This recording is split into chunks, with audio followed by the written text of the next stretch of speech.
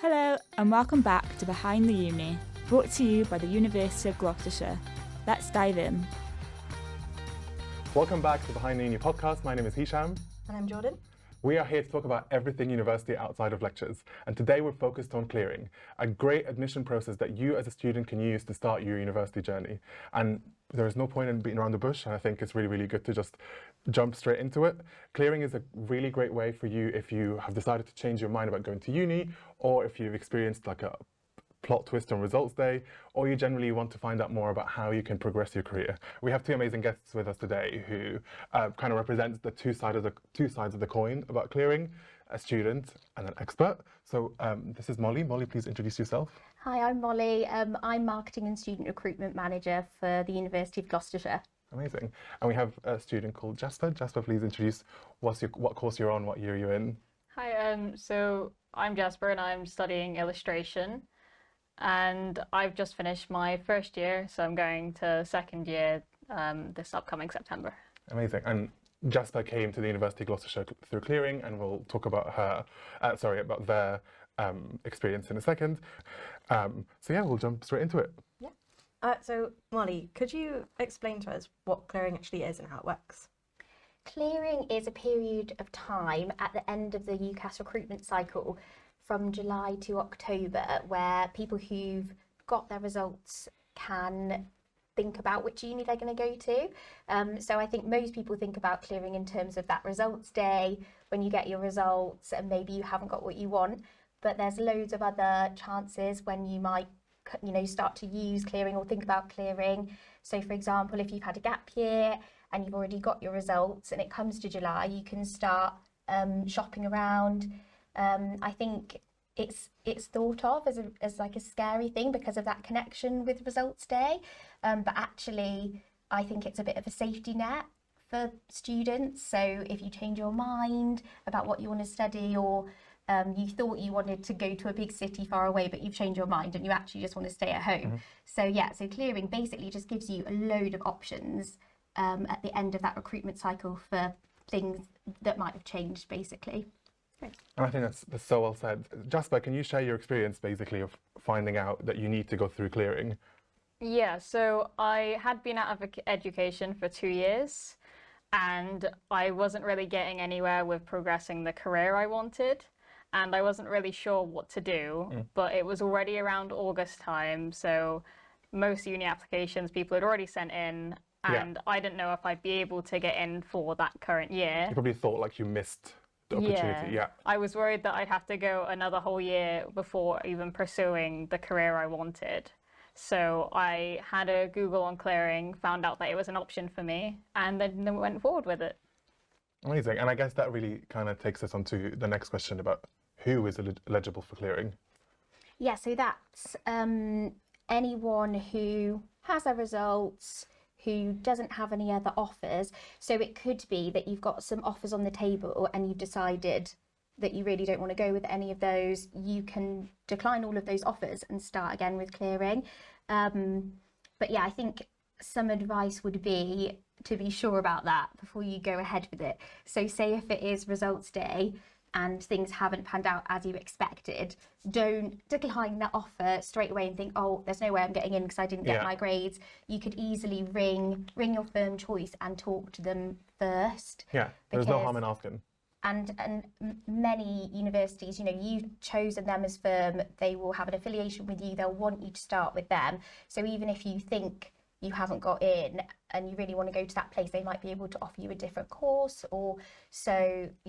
Just think about your options before you go ahead and do anything really quickly. Love that. Just to let you know, we are not being rude. I'm not here doing emails. Jordan is not here not texting. We've got our questions. We are professional, you guys, you know this. Jordan? So what steps should students take if they find themselves in clearing?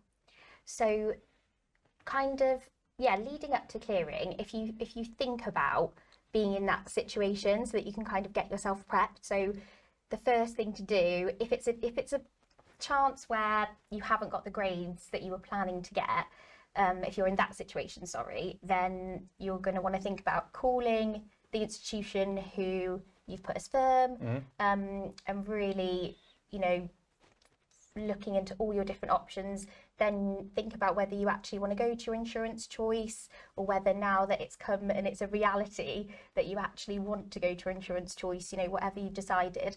And then, yeah, just look around. There's literally 30,000 spaces that are open in clearing through That's all the crazy. different institutions. So it's like the world is your oyster, really. You can use that to your advantage completely. But what you should be thinking is, what do you want out of it? So what kind of degree do you want to do? Where do you want to go? What kind of course do you want to do? So just make sure that you've had, you know, been through those kind of thought processes, and maybe talk to some trusted advisors, whether that's your friends or your family or even teachers, whoever it is, and that you've given that a lot of thought before you go ahead with it.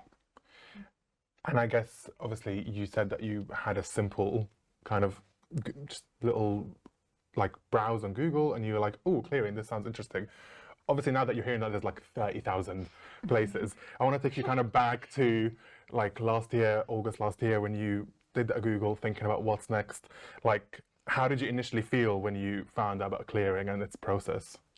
So at first I was a bit skeptical. Interesting. 'Cause I was a bit confused. I was like, how do I really go about the clearing process? Yeah. And seeing this word I'd never heard of before, and it's a process to getting into uni that I don't remember ever being told back when I was in college either. I just didn't really know what to do. But Yeah. then after Googling it, it was super simple. Yeah. And so I just contacted the uni and went ahead. Amazing. So you just kind of, did you pick up the phone? Did you go on live chat? So first of all, I did actually contact a different uni about it, as I We won't name her there. wasn't living here at the time. Yeah. But I was looking for a place that would be in Gloucester. Okay. So it made sense to apply here after I contacted them and realised they weren't going to be a good fit for me. So I called up, and I wasn't really sure how to go about applying through the clearing process. And the person I spoke to on the phone, she sent me an email with a list of things I needed to do, and also arranged for one of the lecturers to give me a call to talk me through what I'll need to bring to an interview, Amazing. so that I can get the process started. And then after you got off the phone and you received that email, did you feel like, oh, this is actually like a legit process compared to like maybe 10 minutes ago? Yeah. So, because I called up the university when I was on my way home from work at the time. Okay. So I was actually just on my way home, and it just was nice to hear that they sent it all. And then as soon as I got home, I got to read through it all and just saw how simple it seemed. And that. I kind of didn't believe it would be that easy, as it seemed that loads of people I knew had issues getting into the universities they wanted to. And I didn't think it was going to be as easy as it was. So in the space of you commuting home, Yeah, you've kind of secured a place at university. pretty much. Yeah. I love that. When you went home, were your family there? You'd be like, oh, I've done this. Or like, who did you tell as soon as you got home? So when I got home, I spoke to my partner about it, as he was the only one I'd actually told about my interest into going to university. I decided not to tell my parents until I had actually secured a place at university and was 100% going. You're like, it's still too good to be true. Yeah. So I waited until then to tell them. And my partner's really supportive about it all, because my main worry was the financial difference of going to uni compared to working a full-time job. Of course. But he assured me it would all be fine and we could work out anyways, which we have. And What a supportive human. You can give him a shout out if you want. I'm also really intrigued. You just said something that's really, really important, is that like, so that's a massive deciding factor for a lot of people, money. I mean, it's kind of what makes the world go round. Like, it's a big part of student life. But for you, you mentioned also the place. What were the main like deciding factor of choosing UOG specifically for you? So me and my partner were looking to move into a place together. And it was either going to be back where I'm from in Bristol, Yeah. or in Gloucester. All my family live in Bristol, whereas all my partner's family live in Gloucester. Yeah. And it was a lot cheaper to move to Gloucester as well. And it would also bring the amount of cost I would put into commuting down by moving to Gloucester. Yeah. So we decided we'll get a place in Gloucester. And I thought, well, if we're going to be in Gloucester, then I want to have a uni in Gloucester, because it makes more sense, You don't or at wanna least commute. near. Yeah. rather than having to commute from Bristol. Although during the start of uni, I did have to commute from Bristol a little bit, but it wasn't too bad at the start. And yeah, that's kind of the main deciding factor, was just the area that the uni was in. I didn't really research the uni much beforehand, which most people tend to do, but I didn't realise people You'd be do that. surprised. You'd be surprised. That's one of the things that I think is like a massive misconception, is that some people like have like spreadsheets of uni research and they look at league tables, and some people not. Some people might, like you, just a factor of just like, oh, convenience, I'm saving money, or it's local to home. I think, Jordan, that was probably your experience, right? Yeah, definitely, because I'm a local student as well. I only live in, well, maybe won't give out my address, but I literally live this is where I live. But I don't live very far away as well, and it's so much more convenient being near somewhere you're familiar with. I love that. Something I want to touch on as well that you just said about feeling a little bit sceptical to start with. Are there common misconceptions around clearing that you find? Yeah, so maybe things about how difficult it is to apply for accommodation, how difficult it is to apply for student finance. The student finance thing is quite simple, really. You can apply for student finance and then you can just switch the institution in and out, so it's not that complicated. And then again, that you completely missed out on accommodation because you haven't gone through at the start of the UCAS cycle. Loads of universities can offer guaranteed accommodation. That's something that we offer, so you're guaranteed accommodation in or around your campus. You do have to go through the process and kind of decide that that's definitely what you want and accept us as firm, but yeah, you're still guaranteed accommodation even if you come in through clearing. We've also got something called Clearing VIP if you wanted more advice, so you can call up our hotline and speak to someone, and they'll chat you through the process, and then they can talk to you about how you apply for accommodation, etc. You get entered into a prize draw to win a free year of accommodation. Budget is... And you get a guaranteed callback on results day. No, that's such a really great point, though, because like we said, like obviously the way you live is such an important part of who you are, really, not just where you study. So like helping students know where they're going to live is really, really important. There are some universities out there, we're not going to throw shades, where if you do end up going to uni, you might live in a completely different town, and like you said, that could add commuting costs and stuff like that. Would that be something that was off-putting for you if like you spoke to university and it said, oh, because it is clearing, like this late on in the process, we can't offer you accommodation near on campus? Would that be like a straight up no for you? I feel like it would put kind of a say on what I would do. Yeah. But I wasn't actually looking to go into accommodation anyways, so it doesn't apply to me personally. But if I was looking to go into accommodation, I don't think I'd want to stay somewhere that was miles away from the uni. Because that probably will just it'll cost more. You want be as connected to the people that you're studying with, or you actually won't be connected to the area. Like that's really, really important. One of the things that we always talk about is how our students love Cheltenham and Gloucester because they can work in Cheltenham and Gloucester. They can like go out after campus straight away, after being on campus straight away.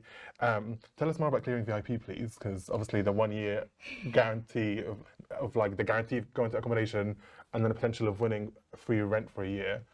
Yeah, I wish I had that when I was a student.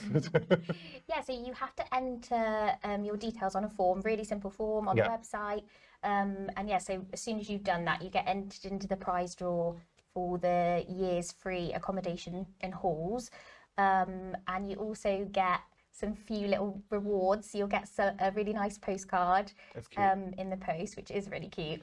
You get a guaranteed callback on results day. So if you are interested in us or you're thinking about us, someone who really knows what they're talking about, who's properly trained and understands where you're coming from on that day, because we all know it can be a stressful day and there's a lot up in the air. So they'll give you a call back without you having to do anything.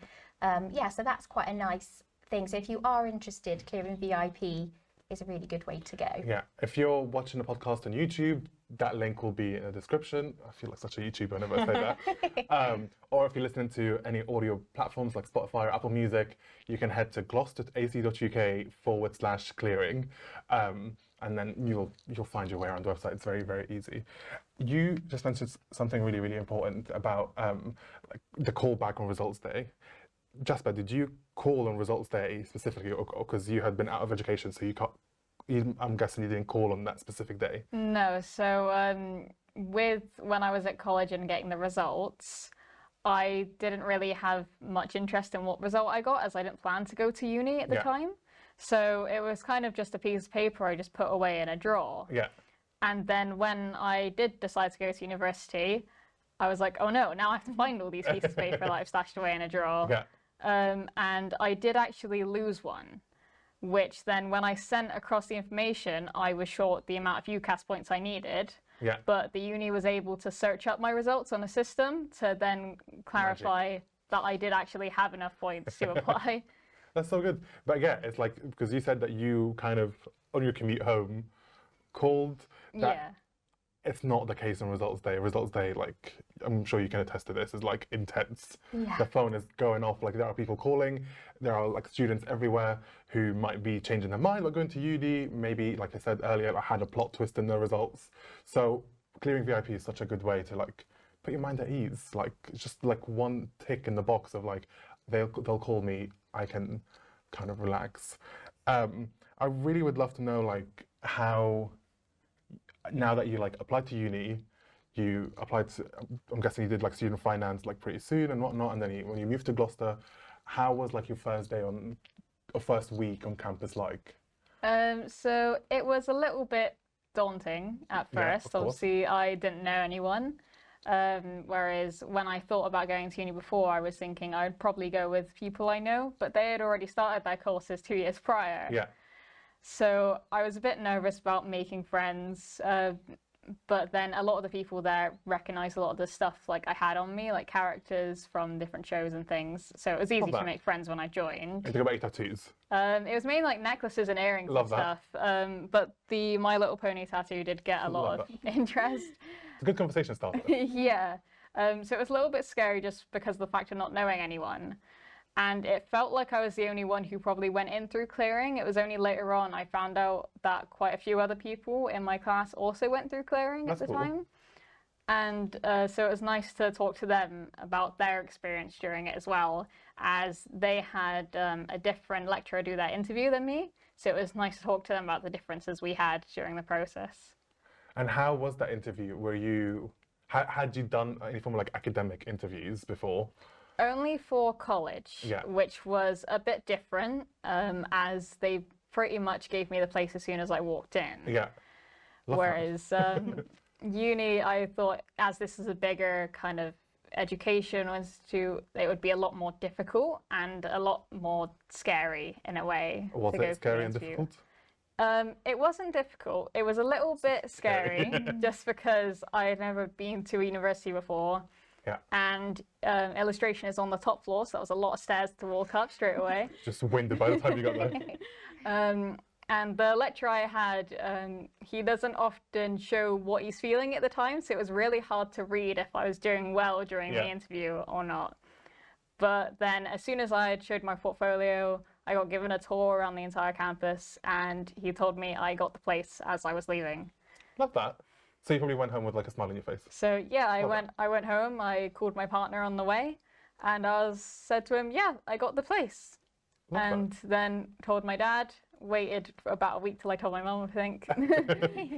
Love that, so you did it slowly. If you could go back to your 1 year ago self who was about to do the interview and is just about to start the first day on campus, what advice would you give yourself back then? I think I'd probably tell myself to not try and sell my portfolio as much as I was.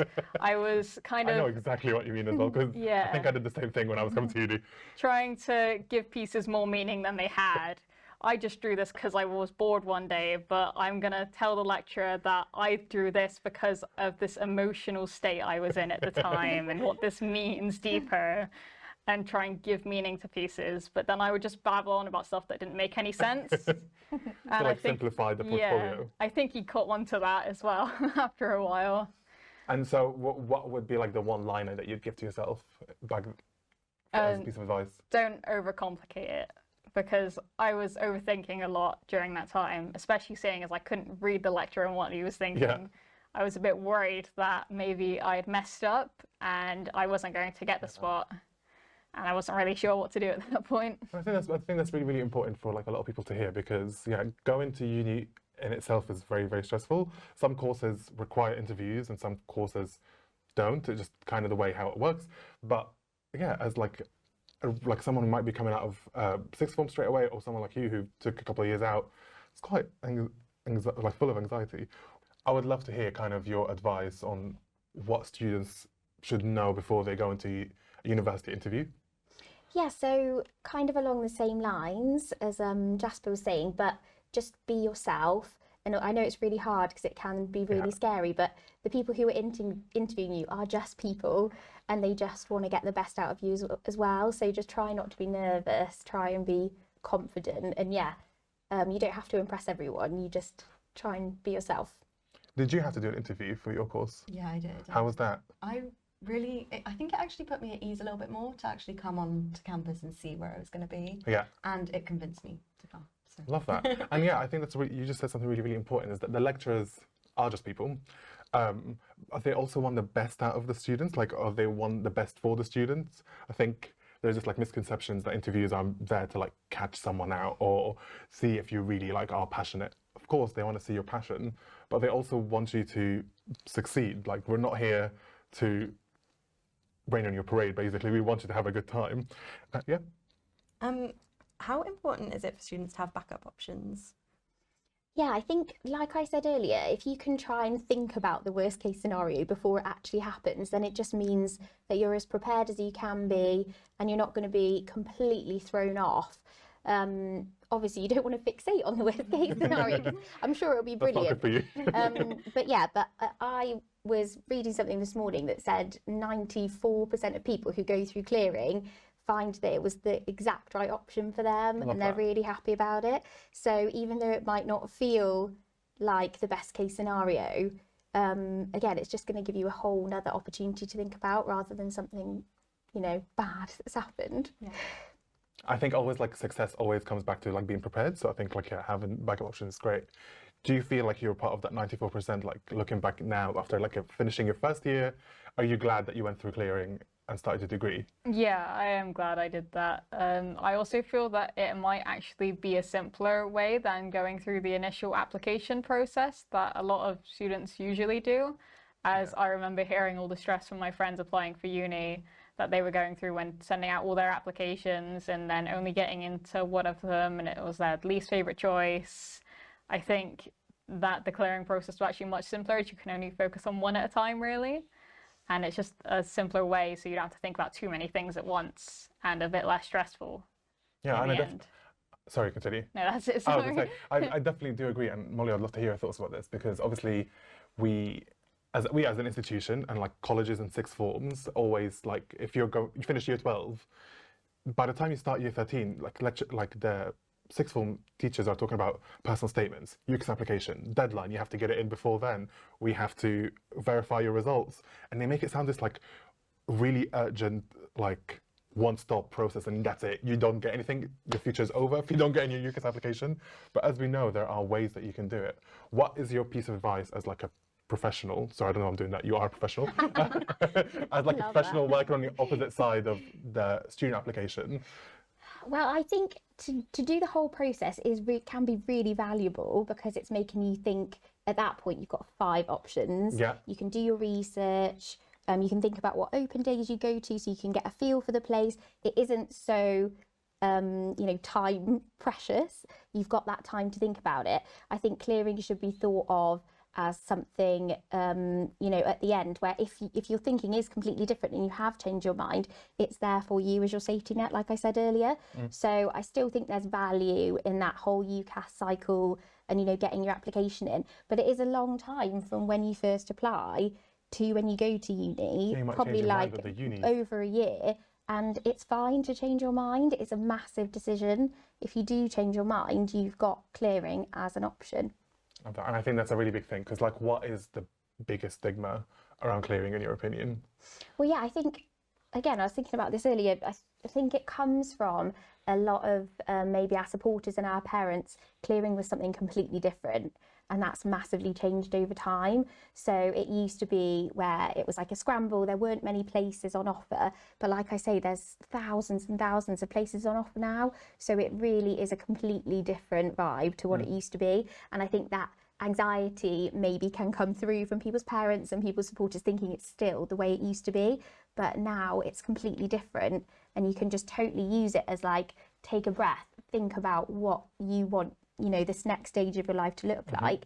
And if you've changed your mind, that's absolutely fine. And if you haven't changed your mind, that's great as well, because, you know, you've probably done all this valuable research into your firm choice. You might have visited there, but also they do have events. So many universities, like we've got a clearing event on the Sunday, on the 18th. After results day. After results day. So once you get your results, if you are shopping around and you're still not sure, you know, go and get on a train and go and see somewhere. It's such a big decision. You want to, you know, be sure you're making the right one. Jasper, did you come to campus before you fully committed to UOG, or did you were like, I've had a conversation, I'm actually really happy with it, or did you come to campus? So I didn't come to campus before. I had never even been to Cheltenham before. It was the longest ride I had done on my bike from Bristol to Cheltenham for my interview. On a motorbike? Yeah. Love that. Wow. So you came in person for your interview? Yes. And then you got to see the campus? Yeah, I saw the campus then. I wasn't shown around much other than the actual illustration space. Yeah. There was a little walk around kind of the quad, but that was mainly just to get back to the car park. And what was like your, because we've definitely spoken before about like as a student, you have an idea of what university is like. Did you have like an idea of like, it's going to be a really big, massive space, like daunting space, or was that true? Was it not true? What were your expectations going in, and what did you find out? I thought it was going to be mainly lecture halls, and that most of kind of my lecturers were just going to be sat in halls, Yeah, classic. studying. In like years. Yeah, but I only actually went to a lecture hall for the first time during my second semester, and that was just for a sort of kind of student and guest speaker event they had on Tuesdays. Otherwise, we were always in studio spaces and always working. And when I went in, I was really surprised to see things such as like a letterpress room or a printmaking studio, as I didn't even think those were things we would be covering in the course. So like you love, I think specifically for your course, obviously it's a very creative course. Yeah. Do you think that you thrive more being in like the studio space more than just a regular lecture hall? Yeah, definitely. I think if I spent more time in the lecture hall than I did in the studio space, then I'd probably zone out a lot more. Yeah, I'd definitely go for naps. Yeah. I think I did that once as a student. I don't condone that. Please don't sleep in lectures. I would love to kind of, obviously you said that your journey was quite, I'm not putting words into your mouth, but it was quite like smooth. Like you commute home, you called, you got the email, you applied for stuff, you did the longest ride to come to Cheltenham. Do you think, like looking back at it now, that you actually had any challenges at all? I think my biggest challenge was the student finance. Yeah. As I didn't realise how long that process took. Yeah. And I didn't realise that you could apply for finance before you had secured your place either. And I think if I had known that, then I wouldn't have been so worried about not having the finance in on time. As I think I got my finance application approved maybe a week before I started. Oh wow. So I was cutting it very close with the dates. And it's because you waited till you've like confirmed your place. Yeah.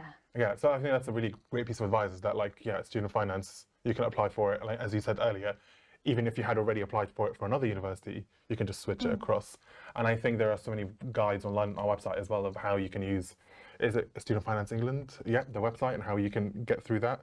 I'm not a finance person, I'm not I'm not the expert here, but yeah. So I think you mentioned it earlier. Have you worked in the call centre before? What is it like? Yeah, so I've worked in the call centre on clearing results day. I might have spoken to Molly. Yeah. Yeah, it's really, really busy on clearing on results day. But it's so fun. But yeah, it is really fun. Everyone, you know, on the phone is trained. They know what you're going through. Yeah, they just want the best for you, basically. So that's the best way to be, is just proactive and give the unis a call if you've got any questions, because they're all just looking to help you, really. What kind of questions can students expect to be asked when they call you up? What results you got? Yeah, yeah. I guess What that's a results you valid got question. is key. What course you want to do is key. I don't know what else they'd really ask. They'd be wanting to know whether your you want to personal come to a details. clearing event. Yeah, whether you want to come to our clearing event, whether you want to sign up to be a VIP. Yeah. And maybe about what kind of halls you want to live in, whether it's like on-site or off-site halls, whether you want to be on campus. Yeah. Great. Just basics, really. Yeah, it literally starts off with like, hello, what's your name? Yeah. I guess that's really, really important for people to hear though, because they might have like residual trauma from the UCAS application. I don't know, it's so dramatic. I should not call it trauma. But like the UCAS application, the original one, like you said, is you've seen your friends. It's a lot of steps, a lot of pages, you have to do a lot of things. But the clearing application is, you do that to get your offer and then you go back to UCAS and add more details. And it is as simple as prepare to know, you have to like know what results you have. So like you trying to find that piece of paper. So that's a really good piece of advice. Make sure that you have your details on hand and know what courses you want or what subject area. And then I think like people on the phone can help you coach through that. Have you had experience where like someone called up for something specific or they weren't really sure and then through the conversation you kind of they applied to a different course? Yeah, and also I was going to mention Clearing Plus because there's something on UCAS called Clearing Plus where if you've been through the main cycle, you can go on and it will match you. So it will match you to similar courses, similar subjects, and maybe like similar size unis, and then you can have a look at that. So that's always something that's worth doing. But yeah, and I was also going to say actually that if you did call through for a course that needs an interview, there might be some more questions. So a little bit about like why you want to do the course, why you're passionate about the course, and that kind of thing. So yeah, so you might be passed on to a lecturer then at that stage. Looking back at going through the clearing process, obviously starting uni, now that you're a uni veteran, you've been here for a year, I would love to hear what advice would you give to any student who might find themselves in clearing? So I think the best thing to do is make a list of everything you need to do so you can keep track of it and tick off things that you've done. As I was getting very confused on what I'd done, what I'd not, if I'd missed anything or forgotten something. I think making a list to make sure you know what you're doing and your plan for the clearing process, such as getting the student finance done, having the interview done if you need to have one, sending off your information to UCAS. I know I barely used the UCAS website. It was only for, I think, a very small thing I needed to do that I was told to do by the uni. But everything else I was done through the uni directly. So they were very helpful with it if I had forgotten anything as well. But I think having a list really helps manage what you actually need to do for the clearing process. That's such a good piece of advice. Like actually, like yeah, make that's a tangible piece of advice. Like make a list, be prepared, so you can just tick it. And I guess that would be really satisfying. You said that you did you have a list or did you not? No. So were you like waking up at night, like, did I submit my finance application? Yeah, so I was constantly checking my student finance and I was a bit confused on some of the questions they ask you, as a lot of it is quite complicated and a lot of the questions are things that you've never been asked before. Yeah. And I thought because I had been working for full time for a couple of years that I was classed as someone who self-supported. But it turns out that wasn't the case. But when I was actually doing the application, that wasn't very clear to me. Okay. So I found that a bit difficult, but they don't like it if you call them. They always say But you can don't call us. Yeah. So they always say don't call if you have any issues. You can find out everything online. But That's then wonderful. they also have long waiting times if you do want to call, and they're not actually that helpful on the phones. And I think like yeah, obviously we cannot speak on student finance themselves, but like that's what we have the call center is like. The call centers at our uni is not just for applying. Like you can just call us up and inquire about an application process, or if you already got an offer, you could definitely call us and ask questions about specific UCAS things. Would you say that's correct? Yeah, definitely. Yeah. Yeah. Don't feel like you have to battle the battle by yourself. Not that it's a battle. Why am I'm choosing very like evocative, like dramatic language today. And now that you've been here for a year, obviously, like you're part of Team Glos now. Like how has the past year been like for you? So it's been really good. I didn't actually imagine I would enjoy university as much as I have. That's a great start. I love that, yeah. So I thought it would be quite stressful, as I hear a lot about people I know who are in uni stressing out over exams and everything. But the first year is very simple as well, as there was only a satisfactory or non-satisfactory pass or fail for the first year. So I wasn't worrying too much on like getting a good enough grade to pass. I just knew I had to do my best and make sure that I just did the work that I was given. And the lecturers are really supportive and they can help you out when you need. You can get extensions really easily as well, which I found really good. I didn't think that would be possible unless you were kind of classed as disabled. I thought that it would be a lot more difficult to get extensions unless you had like very specific circumstances. So it was nice to see that it was actually really simple and there was a lot of support available throughout the entire year as well. Love that. And then like you just mentioned support there, like who personally, maybe it could be a friend or it could be someone in the course, like who have you always like went to if you have questions about stuff or you needed help with something? So I mainly asked the lecturers, but sometimes it did seem that they were as clueless as I am on certain aspects. Is that like specific, like really niche like things? So a lot of the time I would talk to fellow students, and I don't know if you've been in the illustration space. I have, for spelling. But there's a little area when you go in that's kind of secluded from the rest of kind of the studio space. Yeah, maybe. And I sit in that space, and it seems that the table in the middle is where everyone seems to gather to work together during studio time. Yeah. So kind of my seat is next to everyone else most of the time. So there's always someone to talk to if I have a question. So you found that to be a good thing? Yeah. Love that. And then if I didn't want to talk to the others, I could just put my headphones on and pretend they weren't there. Especially me in the office. If I'm not yapping in the office, I am trying to like lock in with my headphones in. One of my favorite things about our uni is that we have those like studio spaces. Like, could you like, for anyone that might be specifically interested in studying illustration or a creative subject, describe what the atmosphere like day in and day out in a studio space? So it's really nice. So you go in, you can just sit down at your desk, you come in early, work on some art if you want. You get a specific desk? Yeah. Love so that. You get your own desk that you get to pick at the start of the year, and you get to put your name on it, and you can decorate it however you want, so it's your own space. Love that. So awesome. Lots of people put like their own art up. One of my fellow students, he actually has LEDs around his desk, all lit up with his name giant. Wow. Which just to like announce this is my desk. Yeah, which looks really cool. Whereas mine's just kind of got a drawing of a frog and not much else. Just a frog of inspiration, just in there. And like, is it busy all the time? Is there like downtime? I'm guessing it like around submissions and deadlines and gets intense. Yeah, so it's a little bit hard to say, as sometimes it can be a bit busy, but it's never overly busy. There's only 2 computers up there, which means that if you want to use the computer and you want to stay up there, then it can be a bit of a waiting game, waiting for someone to come off.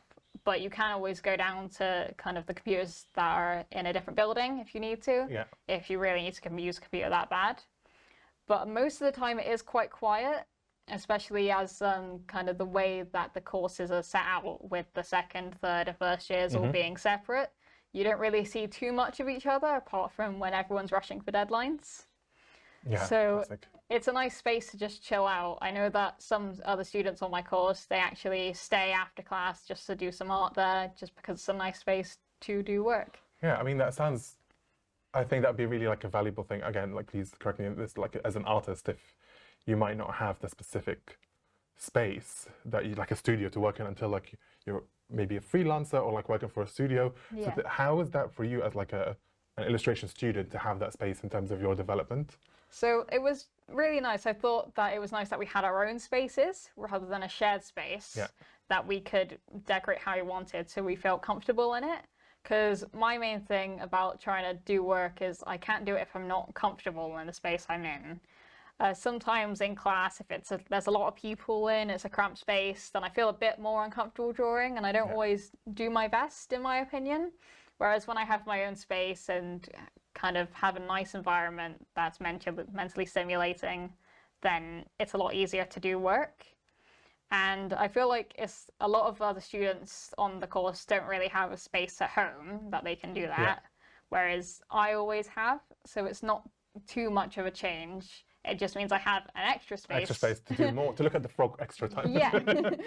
No, I love that. And if you're watching it on YouTube, we'll definitely put pictures up. Have you got pictures of your desk or the frog? I don't have any photos, I don't think, unfortunately. Yeah, well, if you can, do send us time. But we'll definitely put pictures of the space so you can have a look online. But yeah, I kind of want to wrap up our conversation because I think there is a lot of stuff here. And if you are watching on YouTube or listening on the podcast, head to our website. I think that's probably the best way for you to connect with us, whether it's to call us to apply to clearing, to sign up to Clearing VIP, which I definitely think you should, because you'll get a free year of accommodation. Like, who doesn't want that? Like I said, I wish I had that when I was a student. But also just to like read up and figure out exactly what you want to do and whether you can figure out whether clearing is for you as well. I would just, as like, before we sign off, I would love to hear both of your final kind of like advice to any student that on results day, we know that some people might have changed their mind or they generally just want to start uni fresh, but we do know that students might wake up on results day and be maybe disappointed with the results and like get that plot twist. What is your advice for someone like that? I would just say try and drown out all the noise and just focus on the solution and what you actually want. But yeah, always give your firm choice a call, first of all, just to check all your options. And what would your advice be to someone that might not be happy with their results on results day? I think have a look around at your options. You don't have to decide anything straight away. You can always have a think about it, such as like I waited until August to even apply. So you've got a lot of time to think about your different options through clearing if you want to go through that process, and just see what other people think as well. And yeah, like have a conversation. And I think my personal piece of advice is to grades are not everything. You have clearing is a great way for you to kind of start fresh and like figure out what you want to do next. You can look at your options. Jordan, what's your piece of advice? I think don't overthink it, because I think it's really easy in any situation to just get overwhelmed. And I call it a squirrel party. Yeah. Yeah, and I really liked your make a list of everything you need to do. Great. So you've got everything in front of you. You don't have to worry about it. You just work through the list. Yeah, and Jasper, before I do the classic YouTuber thing and sign off, we always ask students, what is their most studenty meal that you've made while you've been a student? So you live with your partner. yes. I'm talking like end of the month, the funds and the coins are low, like something that you might not be like proud of to announce out loud, but what is it like? It's whatever's in the freezer, which is normally a couple of chicken nuggets, maybe one of the 5-minute Yorkshire puddings Love that that. you can put in. Just ketchup and something like Yeah. You know what? That's not bad. It's no way. Really not bad. We have like again, if people that listen to the podcast know that we have had way worse ones. So I think that's really respectful. That's actual food. So fair play. But yeah, thank you both so much for joining us and taking the time out of your day to kind of discuss clearing. I think it would be really, really helpful for anyone who might be thinking about this to hear your opinions on it. And like I said, if you are finding yourself that you need to go through clearing, or you might have changed your mind about going to university, head to glos.ac.uk/clearing to find out more about our process and how we do things, and also to find out more about Clearing VIP and how we can make your life easier when it comes to results day. Thank you so much for watching the Behind the Uni podcast. We'll be back very soon for more episodes, and please do let us know exactly what you would like us to discuss. If you're on YouTube, leave it in the comments, and if you're elsewhere, head to @Uni of Glos on Instagram. Let us know your thoughts. Or if you disagree with anything you say and you have something else that you want to add, also let us know that. But thank you so much for watching, and make sure to follow and subscribe. The classic YouTuber thing, isn't it? It's sometimes a cringe. But yeah, thank you so much for watching, and we'll see you next time. We do a thing where we pretend like we're in CBeebies and we like wave at the camera at the end. So on the count of 3, we'll say bye to the camera, okay? Which one? That one? Which one? Wait, Peanut Gallery, which is that's one. Oh We'll my just goodness. wave. We'll wave at this one. Okay. But yeah, 1, 2, 3. Bye. It was that camera? Oh. Oh, it's fine. Okay, well, bye anywhere, wherever the camera is. Thank you so much.